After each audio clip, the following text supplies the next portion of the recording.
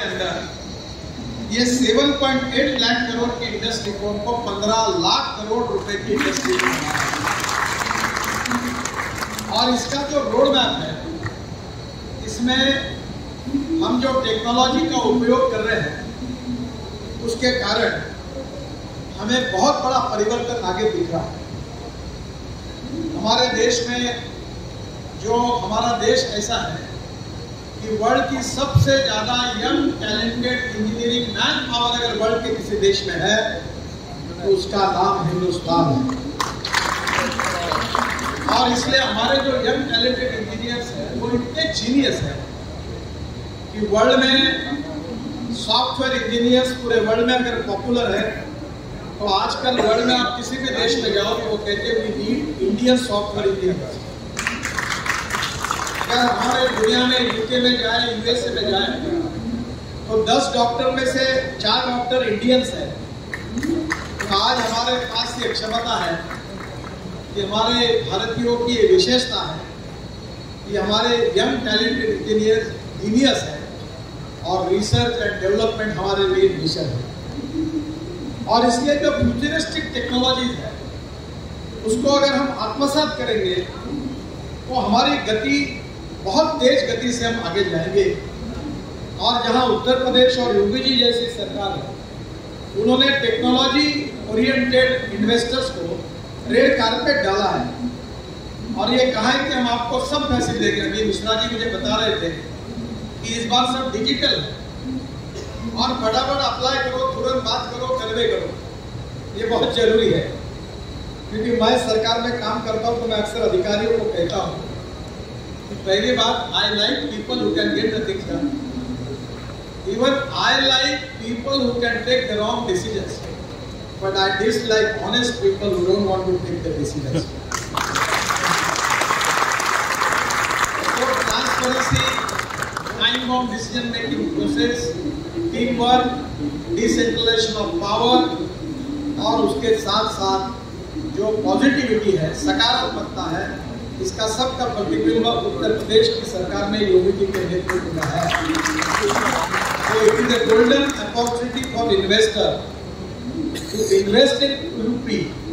And the other important thing is that the huge potential for auto industry in India. If you want to make it double up to 15 lakh crore, you just understand what is the potential. Electric car, electric scooter, electric buses, अब electric truck, electric tractor, electric JCB, electric construction equipment सब आए। अभी मैंने inaugurate किया auto expo. Volvo के बड़े बड़े shade जैसे बड़े इतनी बड़ी मशीन इलेक्ट्रिक पर चल रही है। 1000 करोड़ रुपए का रोड बनाना है तो 100 करोड़ रुपए डीजल पे खर्चा करते हैं। मैंने हमारे चेयरमैन और सेक्रेटरी को बोला कि इलेक्ट्रिक जो मशीनरी एडवांस देते हैं उसके इंटरेस्ट कम करने की कोई योजना तैयार करो। तो बोले सर इससे हमारा क्या फायदा होगा? मैंने वाला फायदा ये होगा कि 1000 करोड़ में 100 करोड़ का डीजल लगता है और इलेक्ट्रिक मशीनरी आ जाएगी, LNG के ऊपर मशीनरी आ जाएगी तो इलेक्ट्रिक पर आएगी तो 10 करोड़ की इलेक्ट्रिसिटी लगेगी तो 90 करोड़ की बचत होगी। और सब कॉन्ट्रैक्टर के पास अगर इलेक्ट्रिक मशीनरी आ जाएगी तो हमारा टेंडर 10% बिलो जाएगा हमारे। तो technology is very important for economic viability. Any success story we need 4 important things: the proven technology, second is economic viability, third is availability of raw material, and 4 is marketability. Market का तो कोई problem ही नहीं है। Inherent we have expertise how to increase population and how to increase economic growth. अभी हमारे देश में करीब 30 करोड़ से ज्यादा वाहन है। मैं योगी जी आपको लिख कर देता हूं कि कम से कम 10 साल के बाद जनसंख्या कम होगी और ऑटोमोबाइल की संख्या ज्यादा होगी। घर में 3 लोग और 5 गाड़ियां, दिल्ली मुंबई में यही है। और इसलिए आने वाले समय में आप बिजनेस की चिंता मत करिए, तेरे huge potential. Other important thing है हमारी कॉस्ट कम हो रही है। मैं परमेश्वरन जी का, अय्यर जी का धन्यवाद दूंगा। योगी जी, आपसे अनुरोध करूंगा कि ये इंडस्ट्री बढ़ाने के लिए ये स्क्रैपिंग की पॉलिसी अपने लाई और भारत सरकार ने अपने 10 लाख व्हीकल 15 साल पुराने, प्रधानमंत्री जी को जब मैंने प्रार्थना की, उन्होंने कहा नथिंग डूइंग, सब स्क्रैप करो, और हमने 15 लाख व्हीकल स्क्रैप करने का निर्णय किया है। इसको 15 साल पूरे हुए, 10 लाख। और हमारे वित्त मंत्री जी ने इस साल के बजट में स्टेट गवर्नमेंट के लिए स्कीम दी है कि वो अपनी पुरानी एम्बुलेंस, पुरानी गाड़ियां सब भंगार में डाल। अब मैं ट्रांसपोर्ट का मंत्री हूँ, उत्तर प्रदेश का तो मुझे मालूम नहीं है, पर बहुत राज्यों में ऐसी बसेस है कि जहाँ हॉर्न छोड़कर सब बचता है।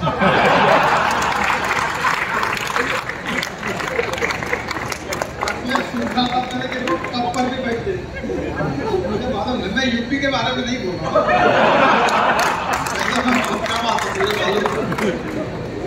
अभी ये पूरे राज्य सरकार और भारत सरकार के 45 लाख व्हीकल अगर स्क्रैप किए तो इसका क्या परिणाम होता?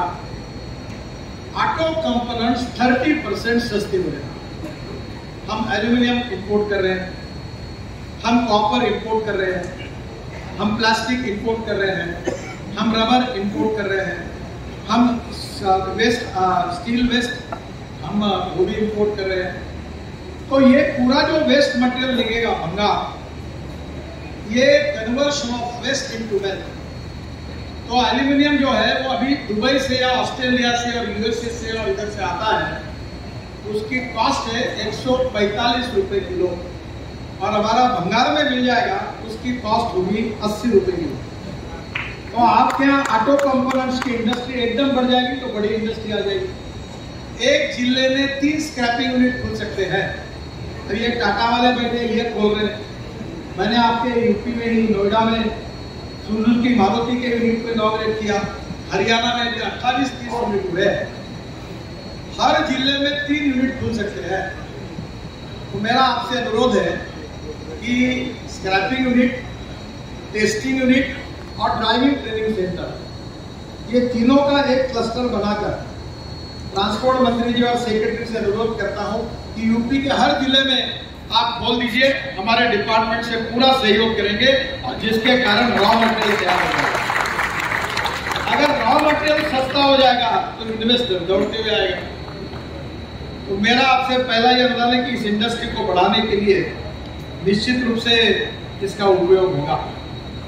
आज भारत में 20.8 लाख इलेक्ट्रिक व्हीकल है और उसमें से 2021 की तुलना में करीब 10 लाख इलेक्ट्रिक व्हीकल 300% बढ़ोतरी हुई है। और 2030 तक मेरा अनुमान है कि 2 करोड़ व्हीकल आएंगे। अब 50 लाख तो गवर्नमेंट के आएंगे। मैंने अभी परमेश्वरन जी को कहा कि नीति आयोग और हम मिलकर ऐसी कोशिश करें, ये 45-50 लाख व्हीकल जो स्क्रैप होंगे, ये पूरे इलेक्ट्रिक के अल्टरनेटिव फ्यूल में रहेंगे, तो इसका मार्केट तो तैयार हो जाएगा। तो निश्चित रूप से आने वाले समय में 2030 तक 2 करोड़ व्हीकल हो जाएंगे। और उत्तर प्रदेश में सबसे ज्यादा इलेक्ट्रिक व्हीकल 2 व्हीलर 4.5 लाख है। और ये भी आने वाले समय में हमारे स्टार्टअप बड़े होशियार हैं। मैंने ये बजाज की इलेक्ट्रिक स्कूटर, हीरो की, टीवीएस की लॉन्च की। उन्होंने बहुत सुंदर स्कूटर और बाइक बनाई है, उसकी कीमत है 1,30,000। ये आपके कानपुर और लखनऊ वाले उनके होशियार बने। अभी 400 स्टार्टअप शुरू हुए। उन्होंने क्या किया कि सर्वे किया कि एक आदमी एक दिन में कितना किलोमीटर स्कूटर चलाता है। तो ध्यान में आया कि एक सर्वे में आया 24 किलोमीटर, दूसरे में आया 26 किलोमीटर। तो ये जो छोटे छोटे लोग हैं जो ई स्कूटर बना रहे हैं, उन्होंने 60 किलोमीटर चार्जिंग कर सके ऐसी लिथियम बैटरी लेकर स्कूटर बनाई और उसकी कीमत 70,000 रुपए है। और देहात में छोटे छोटे लोग, सफाई कामगार, कंपाउंडर, पुलिस कांस्टेबल, सब इलेक्ट्रिक स्कूटर खरीद रहे हैं। खर्चा कुछ नहीं, घर में जाके प्लग लगा देते हो जाता है। तो नेचुरली इसकी इतनी डिमांड बढ़ रही है कि मुझे लगता है कि इसके कारण बहुत बड़ी इन्वेस्टमेंट यूपी में आएगी और करीब 10 लाख नए रोजगार निर्माण होंगे। और आज एकदम 30,000 करोड़ की इन्वेस्टमेंट आएगी। कानपुर, लखनऊ, नोएडा, गाजियाबाद, अलीगढ़, आगरा और मेरठ, यहाँ छोटे मोटे ईवी मैन्युफैक्चरिंग शुरू होगा। और जैसे आपकी पॉलिसी आएगी तो निश्चित रूप से इसका फायदा होगा।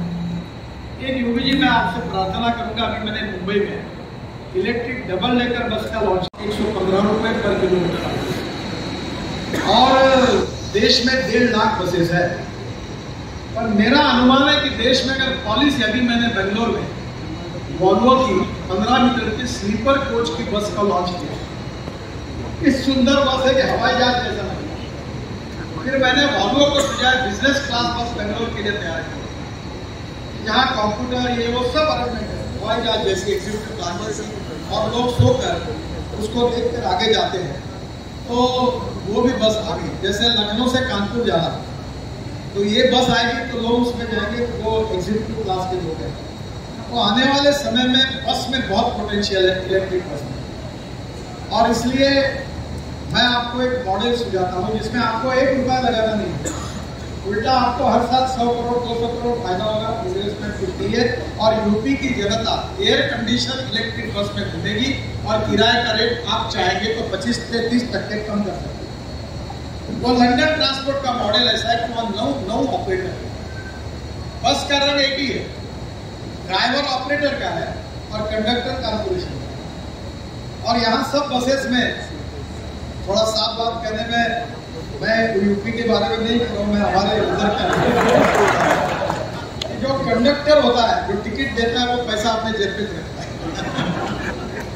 और दूसरा डीजल जो होता है, दोनों के कारण मेरे पास सब स्टेट ट्रांसपोर्ट का बस पे मेरे पास भी है, सबका बैग ऑल ओवर इंडिया सब लॉस में है। अब इलेक्ट्रिक ऐसा है कि फूक कर निकल नहीं जा सकता।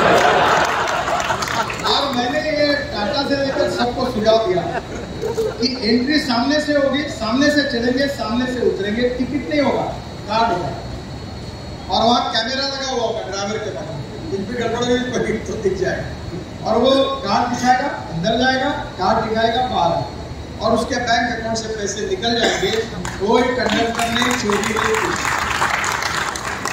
इलेक्ट्रिक में इलेक्ट्रिक की भी चोरी नहीं, टिकट की भी चोरी नहीं, और जहां 100 रुपए का डीजल पेट्रोल लगता है, वहां 10 रुपए की बिजली लगेगी। हमने टेंडर निकाला, भारत सरकार ने 4,500 बसेस का टेंडर निकाला। नॉन एसी बस का टेंडर आया 39 रुपीज पर किलोमीटर, और एसी बस का टेंडर आया 41 rupees per kilometre. London transport ने क्या किया, हर ऑपरेटर को गारंटी दी कि हर दिन 250 किलोमीटर बस घूमे या ना घूमे, हम 10,000 रुपए आपको देंगे, ड्राइवर उसका, कंडक्टर कारपोरेशन। और ये 250 किलोमीटर घूमती है बस। लखनऊ में भी जो घूम रही है वो भी घूमती है 250 किलोमीटर, तो उसको 10,000 मिलेंगे, 35,000 का गल्ला आएगा। 10,000 रुपए और आप कहीं डाल दो, ड्राइवर कंडक्टर खर्चा का 10,000 रुपए आपको प्रॉफिट मिलेगा। 1 रुपया लगाना नहीं, लाएगा इन्वेस्टर, वो डालेगा बस, रंग होगा एक ही, ड्राइवर होगा उनका, कंडक्टर होगा आपका, पैसा आपको मिलेगा, और पूरी जनता फुकट एसी क्लास में मिलेगी।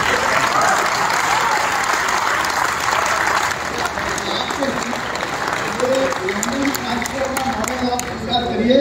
अभी उत्तर प्रदेश में 1.5 लाख बसेस आएगी, 3 लाख लोगों को, ड्राइवर को रोजगार मिलेगा, और पूरी उत्तर प्रदेश की जनता बढ़िया प्रवास कर सकती। बाद में आप यही एयर कंडीशन बस लखनऊ से दिल्ली, एक पॉइंट से दूसरे पॉइंट तक, फिर यही बस लखनऊ से कानपुर, और आप पूरे बड़े बड़े शहरों को जोड़ दीजिए। अभी हमने हाईवे बनाया, अब तो बहुत जल्दी पहुंच जाएगी।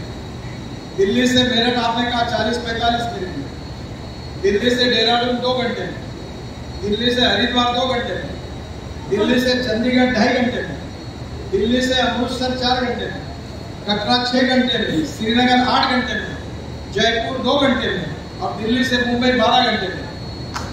और ये हमारे नागपुर से हम रोड बना रहे हैं, नागपुर से पुणे 24 घंटे लगते थे, अब 4.5 घंटे। पुणे से बेंगलोर 11 घंटे लगते थे, अब 4.5 घंटे। और मंगलोर से चेन्नई 2 घंटे में, और अभी प्राइम मिनिस्टर अगले महीने में इनॉग्रेशन कर रहे हैं मैसूर से बेंगलोर 1 घंटे।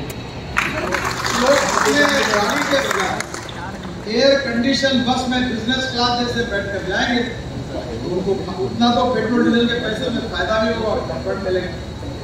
तो आने वाले समय में मुझे लगता है ये मॉडल से लेंगे तो बस में काफी आएगी, फिर इलेक्ट्रिक कार आएगी। मैं सुप्रीम कोर्ट तक गया था क्योंकि मैंने ये ई रिक्शा शुरू की।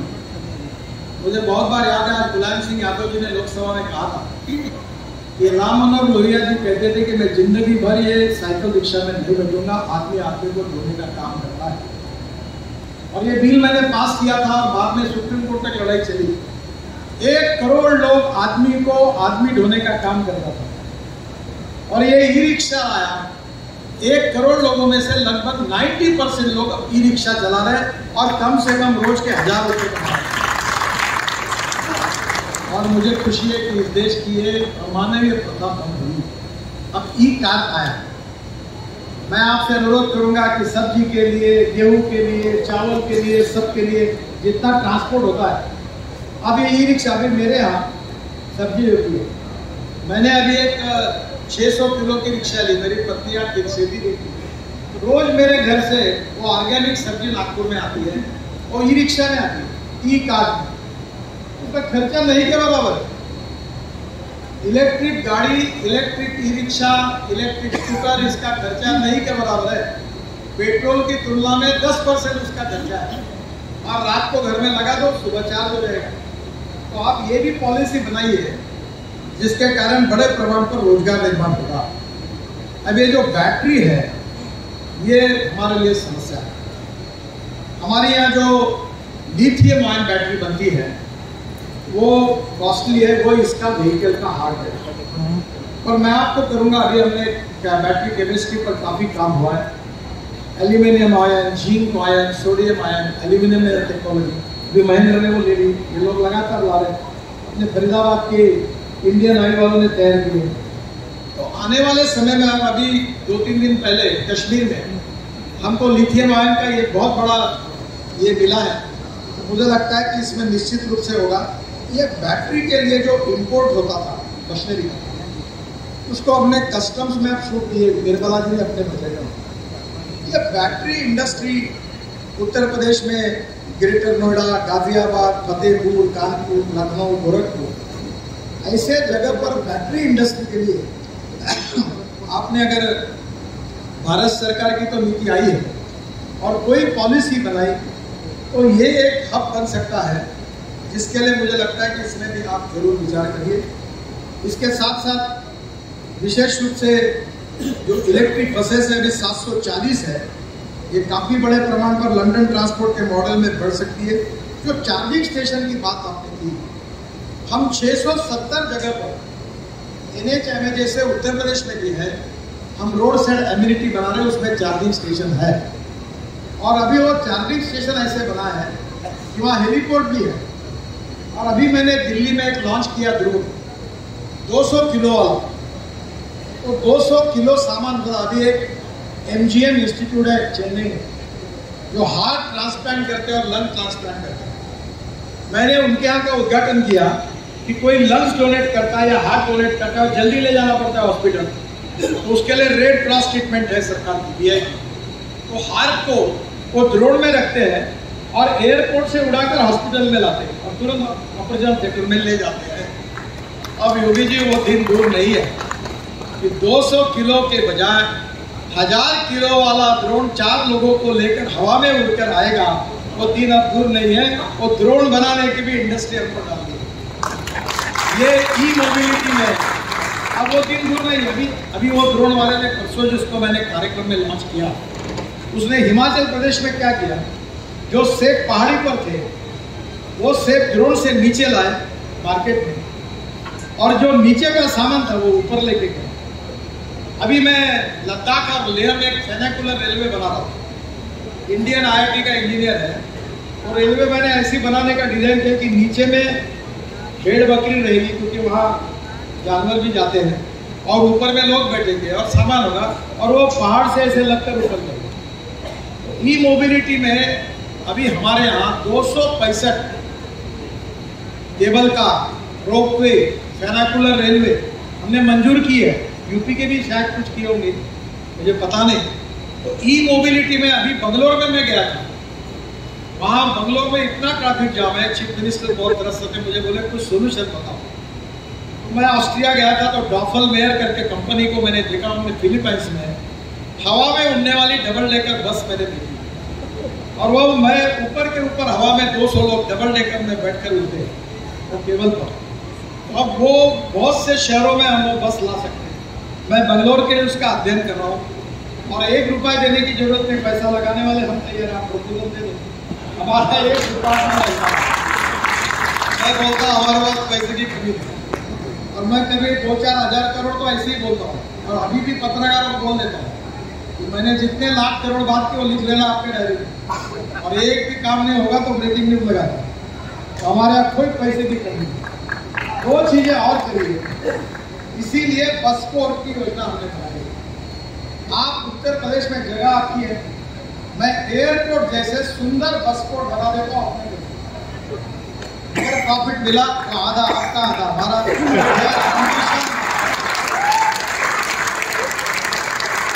पूरे इलेक्ट्रिक बसेस और एयरपोर्ट होंगे तो उत्तर प्रदेश का तो एकदम नक्शा बदल जाएगा। तो मैं निश्चित रूप से बताऊंगा कि इसमें आपका निश्चित सहयोग हम लोग करेंगे स्क्रैपिंग के बारे में, और इसके कारण बहुत बड़ा रोजगार निर्माण होगा, और ये अवेलेबिलिटी ऑफ रॉ मटेरियल के कारण फिनिश करने वाली बड़ी इंडस्ट्रियाँ आ जाएगी। तो मुझे लगता है कि ये भी बात आप जरूर सोचिए। 2 चीज़ें और मैं आपको बताऊंगा कि मैं किसान से, और ये जो ऊर्जा निर्यात करने वाली बात है, इसमें हम लोग सबसे ज़्यादा diversification of agriculture towards energy and power sector. 87% land आपकी इरिगेटेड है, इतनी सुंदर लैंड है, जमीन है, और हमको गरीब को धनवान बनाना है। धनवान को धनवान वैसे ही बन जाता है, और जो गांव गरीब मजदूर किसान है उसको धनवान बनाकर टेक्नोलॉजी उसको देना है। आज आपके यहाँ 27.60 लाख हेक्टेयर गन्ना है, और मैं भी 3 चीनी मिलें चला था। गन्ने का इकोनॉमिक्स को जानता हूँ। आपके यहाँ तो गन्ने के उत्पादन में काफ़ी बढ़ोतरी हुई है, और अभी ये 50,000 करोड़ की इकोनॉमी हो गई है। ये इथेनॉल आया, इसके लिए किसानों को पैसे मिले, नहीं तो आपका सर दर्द पड़ता। अगर इथेनॉल नहीं आता तो तकलीफ होती। अभी कम से कम 2 करोड़ रोजगार इसमें खड़े हो सकते हैं। यूपी 250 करोड़ लीटर इथेनॉल देती है, और अभी तक 75 डिस्टिलरी है। मैं पेपर पे लिख देता हूँ, आप 500 डिस्टिलरी निकालिए तो भी देश में इथेनॉल की कमी है। अगर जब हम पेट्रोल में इथेनॉल डालेंगे 20%, तो हमको 1000 करोड़ लीटर इथेनॉल चाहिए। अभी हम केवल 460 करोड़ लीटर बना। अभी मैंने जनरेटर सेट वालों की मीटिंग बुलाई है कि एक छोटी सी किट लगाकर डीजल के बजाय वो अगर इथेनॉल पे जाएंगे तो 4000 करोड़ लीटर इथेनॉल उसके लिए लगेगा। फिर अभी हम फ्लेक्स इंजन ला रहे हैं, जो मेरा सपना है। टोयोटा ने अपनी गाड़ियाँ लाई, बाकी भी लोग ला रहे हैं, और वो गाड़ियाँ इसलिए कि जैसे कैमरी करके उनकी गाड़ी थी, जो पेट्रोल डालते थे तो 40% पेट्रोल पर 40% बिजली तैयार करती थी, और 60% पेट्रोल पे चलती थी। फ्लेक्स इंजन का मतलब ऐसा है कि 60% 100% इथेनॉल डालती, पेट्रोल नहीं, और 60% वो इथेनॉल पे चलेगी, और 40% बिजली तैयार करेगी। तो हमारे कंज्यूमर को 25 रुपये लीटर पेट्रोल के भाव से उनका जो एवरेज है वो मिलेगा। इतनी बचत है। बजाज, टीवीएस, हीरो सब ने फ्लेक्स इंजन पर स्कूटर और मोटरसाइकिल तैयार की है, और गांव में इथेनॉल के पंप अगर शुरू करने वाले, अभी भारत सरकार परमिशन दे रही है, प्रधानमंत्री ने 3 पंप पुणे में शुरू कर दिए हैं, और उत्तर प्रदेश में अगर इथेनॉल के पंप शुरू हो गए तो इथेनॉल की इकोनॉमी उत्तर प्रदेश की इकोनॉमी को बदल सकती है। तो फ्लेक्स इंजन वाली बात को आप विशेष रूप से इसमें जोड़िए। दूसरा जो है वो हाइड्रोजन है। जो हाइड्रोजन कोयले से तैयार होता है वो ब्लैक हाइड्रोजन, जो पेट्रोलियम से होता है वो ब्राउन हाइड्रोजन, और जो बायोमास या ऑर्गेनिक वेस्ट या पानी से तैयार होता है वो ग्रीन हाइड्रोजन। अब ये जो पानी तो आपके पास इतना पड़ा हुआ है कि हमारे यहाँ 450 फुट नीचे जाने के बाद पानी मिलता है। आपके यहाँ तो कहीं भी पानी मिलता है। ये देख के भी हमको ऐसा लगता है कि देखो कितने भाग्यवान लोग हैं। मुझे आपको इतना ही कहना है कि हमारा किसान अपने कुएं से पानी निकालेगा और वहाँ वो गेहूँ चावल को रखने के लिए प्री कूलिंग को स्टोरेज के लिए रूफटॉप सोलर 2 रुपये 40 पैसे यूनिट की बिजली मिलेगी। और पानी से इलेक्ट्रोलाइजर का अभी we are the number 1 manufacturer in the world. अभी मैंने कर्नाटक में बेंगलोर में एक फैक्ट्री में सब हम एक्सपोर्ट कर रहे हैं 95%। 1 करोड़ 20 लाख का इलेक्ट्रोलाइजर है। वो डालने के बाद पानी से हाइड्रोजन निकलता है तो उसमें 56 यूनिट बिजली लगती है। यही उसमें थोड़ा सा कंस्टेंट है। और उसके बाद जनरेटर लगता है उसको कंप्रेस करने के लिए। वो हम 110 रुपये के डीजल के बजाय 60 रुपये के इथेनॉल पर आएगा तो हाइड्रोजन की कॉस्ट कम होगी। पर इससे भी अच्छी टेक्नोलॉजी आई है जो हमारे Indian science research institute Bangalore ने तैयार की है कि हमारा बगास, हमारी परली, राइस स्ट्रॉ, हमारा कोई भी बायो वेस्ट, बायोमास और by using biotechnology we can increase the production of biomass. अभी एक थाईलैंड से नेपियर ग्रास आया, वो 1 एकड़ में साल भर में 1000 टन निकलता है। और वो बायोमास अगर बायोडाइजेस्टर में डाला तो मीथेन निकलता है और मीथेन से CO2 निकाला तो बायो CNG और बायो LNG निकलता है। और उसी से मीथेन से हम हाइड्रोजन भी तैयार कर सकते हैं। जो म्यूनिसिपल वेस्ट है लखनऊ और कानपुर जैसे शहरों की, जो सीवेज वाटर है, उससे भी हम हाइड्रोजन बना सकते हैं। तो मेरा आपसे एक सुझाव है कि उत्तर प्रदेश में पानी है और ये जो बगास है ये अभी पावर बनाते हैं, तो उसके बजाय इसका उपयोग और पानी का उपयोग अगर हम लोग उसको जलाकर गैसेस निकालकर उससे अगर ग्रीन हाइड्रोजन बनाएंगे तो वो 100 रुपये किलो से कम आएगा। और 1 किलो में 450 किलोमीटर गाड़ी चलेगी तो समझो कितना फायदा। तो मेरा आपसे अनुरोध है कि ट्रक, बसेस, ट्रैक्टर, हवाई जहाज, railway, pharmaceutical industry, chemical industry, सब स्टील इंडस्ट्री सब हाइड्रोजन पे चलने वाली है। और भारत ये ऊर्जा आयात करने वाला नहीं, एनर्जी आयात करने वाला नहीं, तो एनर्जी को निर्यात करने वाला देश प्रधानमंत्री जी का सपना है। तो ये ग्रीन हाइड्रोजन का भी आप अलग से करिए। जो एक बात मैंने कही इलेक्ट्रिक मोबिलिटी की, उसमें अभी हम हाईवे बना रहे हैं, दिल्ली जयपुर को रेलवे जैसी केबल डाल रहे हैं और इलेक्ट्रिक ट्रक, इलेक्ट्रिक बस उसमें जाएगी। तो ये एक सक्सेस हो गया तो आपको आपकी ट्रक और बसेस भी इलेक्ट्रिक मिल जाएगी। सबसे बड़ा प्रॉब्लम देश में हमारे ट्रेड बिजनेस में है, हमारी लॉजिस्टिक कॉस्ट 16% है और चाइना की 8 से 10% है, यूरोप और अमेरिका की 12% है। और प्रधानमंत्री जी ने कहा है कि हमें सिंगल डिजिट में आना है।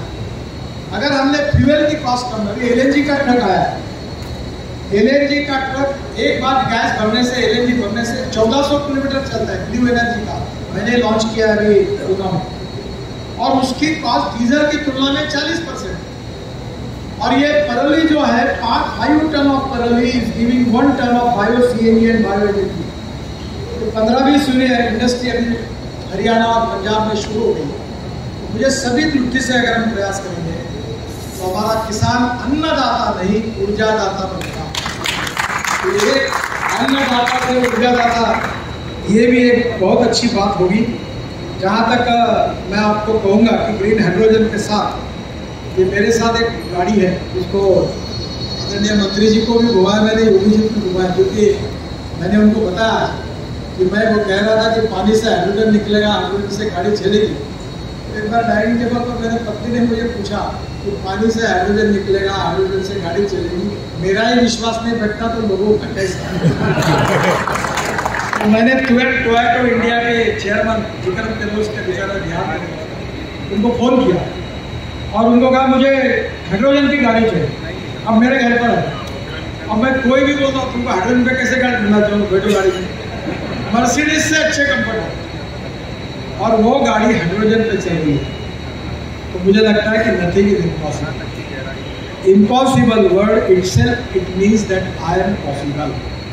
और मुझे बहुत खुशी है और आपको मैं अनुरोध करूँगा इन्वेस्टर्स को, UP is the best destination. Water, power, transport and communication, चारों बातें हैं। लैंड सस्ती है, स्किल्ड मैन पावर रिजनेबल अच्छे रेट में, मुंबई में बहुत कॉस्टली, तो मुझे लगता है, और यूपी तो वेल कनेक्टेड है, हाईवे अच्छे बने हैं और लॉजिस्टिक कॉस्ट कम होगी, और निश्चित रूप से it is the best destiny for development, for making any investment. और ई मोबिलिटी में तो पोटेंशियल है, 15 लाख करोड़ की इंडस्ट्री 5 साल में बन रही है, तो ये बहुत बड़ा पोटेंशियल है।